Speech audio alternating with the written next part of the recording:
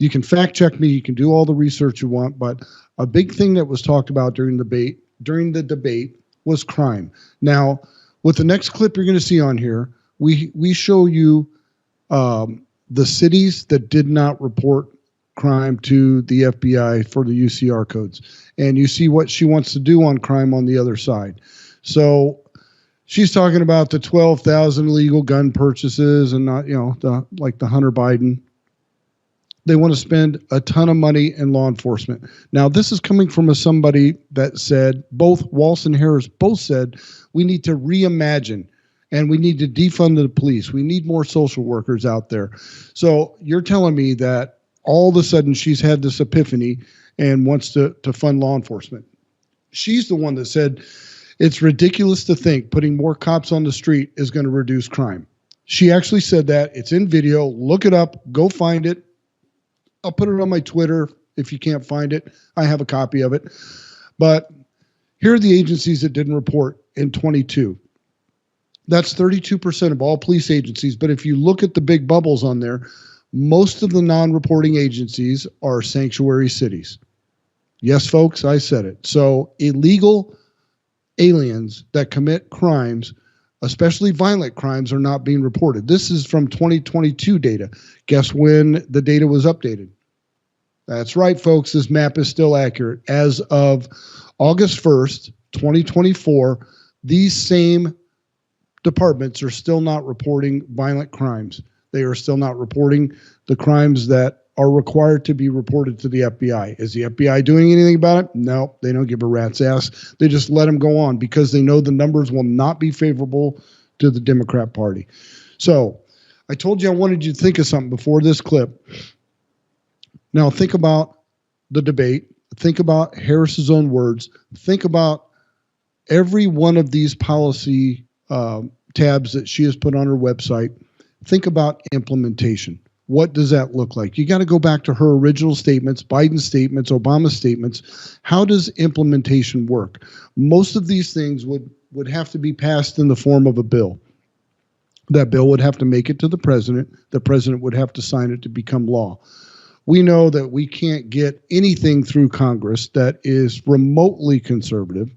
The Democrats are not getting a lot of their ideas through, even though we have a split Congress. We always have rhinos that will jump to the other side. They'll cater to the money. They're deep swamp creatures, and they'll vote for the money. But still, getting something through Congress is not easy. It's the same with the state legislature. It's not easy to get something through, nor should it be. I think the founding fathers envisioned a system where it was hard to make new laws, hard to make new regulations, and it's hard for a reason. That's all ended when you have a president that will sign an executive order. So we know Trump, we know all the presidents have done executive orders, but not like the ones that the Democrats do. They take something that is inherently illegal. To give you an example, Joe Biden has done it 3 times now with Harris, and that's the student loan repayment program. So Supreme Court has slapped this down twice. Biden says he's going to do it again. They're just trying to buy votes. They know that it's not going to go through. The courts are not going. They couldn't get it through Congress. The courts have agreed this is unconstitutional. And let me tell you what, folks, if you did receive money, that first drop of money, and you're a student and you paid off some of your student loan with that money, guess what? You're going to owe the government that money back, and you're going to owe that money back with interest because it was an unlawful program. So you feel free to go out and you vote for Kamala Harris. Just know that they wrote you a check that's no good. It's going to bounce, and the federal government at some point is going to take that money back. And if you can't pay it, they're going to levy your home. They're going to lien your products, your home. They're going to take the money right out of your tax return. If you don't get a tax return, they're going to take it in personal property. They will get the money back.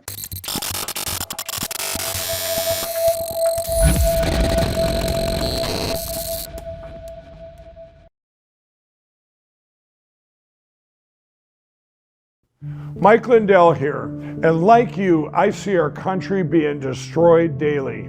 We face massive economic issues, and I can tell you from firsthand experience, there are people in power who threaten the values that have made our country great. Well, I've been a believer in gold and silver for a long time, and I've searched for years for a partner that shares my values. Well, Genesis Gold Group showed me how easy it is to protect your IRA, 401k, or your retirement with gold and silver. Their faith-driven approach to service and stewardship is one that stands out from the rest. To get your free definitive gold guide and get started learning more about investing in gold and protecting your retirement from uncertain times, visit treasureandtrust.com now. Fill out the basic contact form and a member of the team will be in touch. Again, that's treasureandtrust.com or call 855-625-7760.